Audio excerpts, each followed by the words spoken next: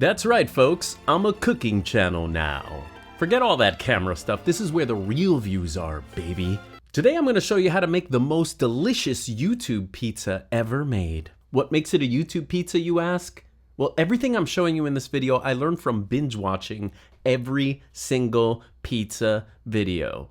And that's what's great about YouTube. Little tips from every single video help me make my pizza exactly how I wanted. And now I'm sharing it with you so you can make your pizza exactly how you want it. Although it's not gonna be as good as this one. You like? All right, let's get started. Actually, before we get started, wash your hands, man. You're gonna make people sick. Okay, here's what you're gonna need even before you start cooking. You're gonna need a pizza steel. Not a stone, people, steel.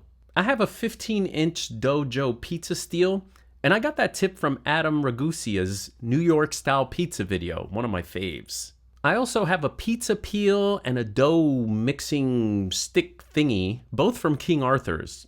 I'll put links for everything below.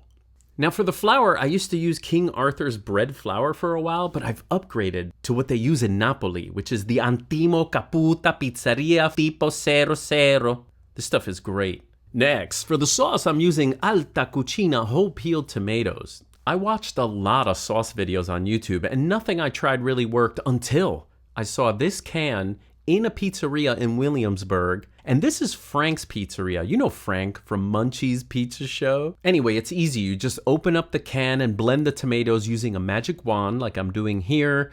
Or you can use your hands. Just remember, wash them. Yeah, I know, this can is 6 pounds, but you have to commit. What I do is I use freezer bags to store my sauce, and each bag holds enough sauce for 2 pizzas. Next, for the cheese. If you're going full New Jersey style pizza, it's whole milk dry all the way. But then I saw a video of Mark from Lucali's in Brooklyn, and he mixes his cheeses, and so do I. For me, it's Galbani all the way, mostly dry, but with a little fresh thrown in. If you can't get Galbani, just try to find any kind of fresh mutz. Okay, let's make the pizza. I'm sorry, I promise I won't do that again. For my pizza, I start with 2 cups of water. I'll then add half a teaspoon of yeast and swirl it around. Let it sit for about a minute. I'll then add 1 tablespoon of sugar, 1 tablespoon of salt, and 1 tablespoon of olive oil, because I probably couldn't remember anything else. Then I'll add about 4 to 5 cups of flour. Now, every kitchen and every environment and every humidity is different, but for me here in New Jersey, this works. What I do is put 4.5 in and keep the other half as fairy dust. If the dough gets too sticky, I'll just dust it a little bit to make it easier to blend. You want to keep your dough as moist as possible. And I would say this is the second hardest stage of expert pizza making. Spoilers, the hardest part is actually launching this sucker. But we'll get to that. Working the dough becomes second nature after many pizzas. You gotta make a lot of pizzas. So my best advice is be patient to begin with. I used to knead my dough for 10 minutes straight and think I was done. But believe it or not, it works better if you sort of work the dough a little bit and give it a rest every few minutes. It's like the gluten sort of structure aligns itself, or something scientific like that. All I know is that when you knead for a few minutes and then rest, when you start up again, the dough has a little different feel. It's like it's ready to be kneaded.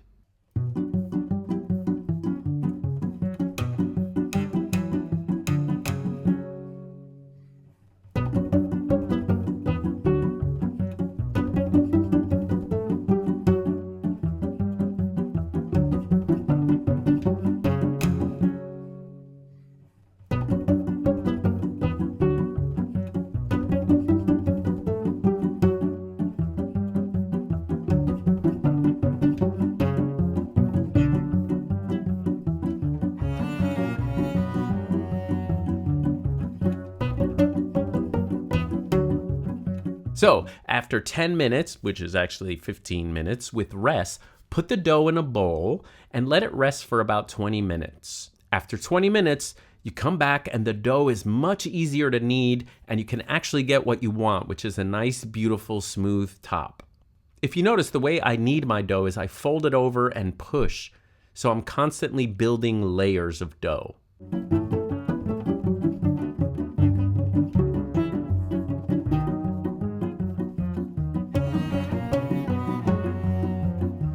When it's done, I'll divide up the dough into 4 equal balls. And again, thank you, YouTube, for teaching me how to make pizza balls. I put a little drop of olive oil into each bowl and put them in the fridge. Now, you can make your pizzas the next day, but you will have the very, very best pizza if you make pizza from doughs that have been in the fridge for about 2 to 3 days. The dough just develops so much more flavor. On pizza making day, make sure your dough has been sitting on the counter and gets up to room temperature. Put your pizza steel in and set your oven to the highest it goes. For me, it's 550 Fahrenheit. And heat up that steel for about 45 minutes to an hour. Now, before we assemble, we should probably touch on my greatest pizza fear, the mislaunch. This is usually due to misplaced moisture somewhere, either a stray drop of cheese or a missed drop of sauce.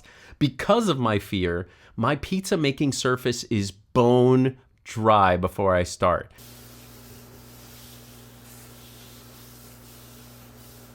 Obsessed much. I will also aggressively flour up my pizza dough, knowing that I will be knocking off the excess dough before I launch it. I learned this trick from watching a guy in a pizzeria in Milan, and man, that guy was a master.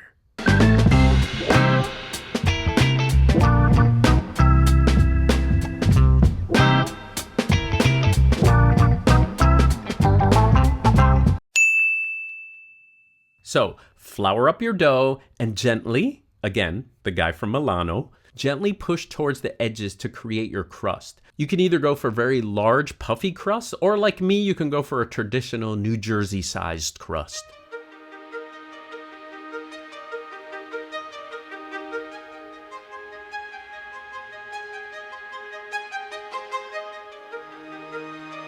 I flip the dough around a couple of times and then I wipe the counter and knock the excess flour off the dough.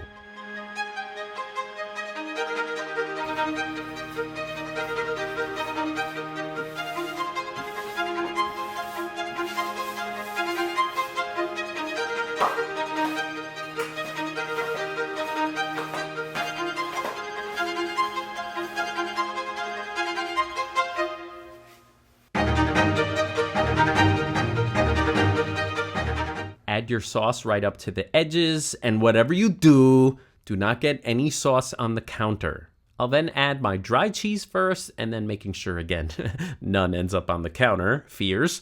Then I add a few pieces of the fresh mozz. More fresh mozz makes the pizza soupier, so be careful. Now the launch. Call me a traditionalist, but I don't want to put my pizza in a tray. I don't want to use parchment paper. I want to form the pizza and freaking slide it on a peel and launch it like the pizza masters do. Get that pizza onto the peel. It feels so great. And this takes guts. Actually, it doesn't take guts, people. It takes a dry counter. So please double check it. If you are nervous, actually form your pizza on a big piece of cardboard. It's way easier. That's how I started.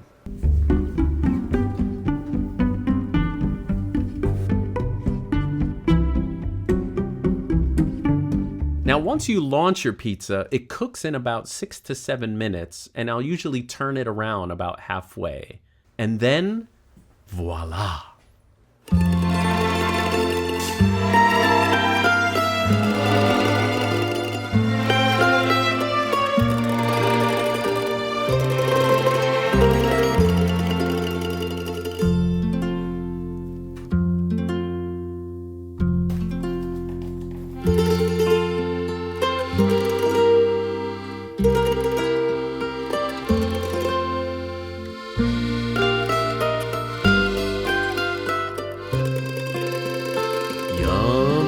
All right, hope you enjoyed that, and I'll see you guys next time.